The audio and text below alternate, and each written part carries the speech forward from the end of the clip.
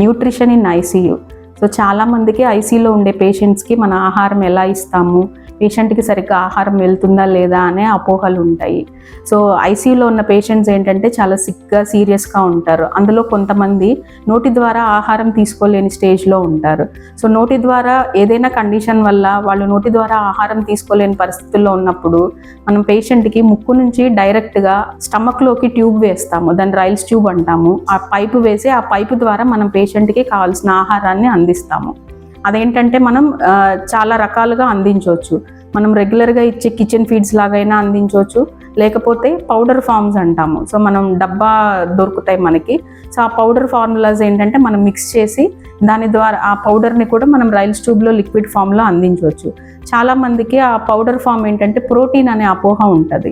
అది ప్రోటీన్ మాత్రమే కాదు, పేషెంట్కి కావాల్సిన న్యూట్రియంట్స్ అన్నీ, ఎన్ని క్యాలరీస్ కావాలి, పేషెంట్కి ఎంత ప్రోటీన్ కావాలి, తన కండిషన్ని బట్టి తనకి ఎంత ఎలక్ట్రోలైట్స్ కావాలి, అవన్నీ మేము క్యాలిక్యులేట్ చేసి పేషెంట్కి ఎంతెంత ఇవ్వాలి అని చెప్పి దాని ప్రకారం మేము పేషెంట్కి ఆ ఫీడ్స్ అనేది అందించడం జరుగుతుంది.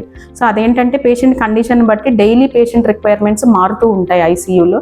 దాని ప్రకారం మనం ఏ రోజుకి ఆ రోజు ఆ రిక్వైర్మెంట్స్ని బట్టి పేషెంట్కి ఆహారాన్ని అందిస్తాం.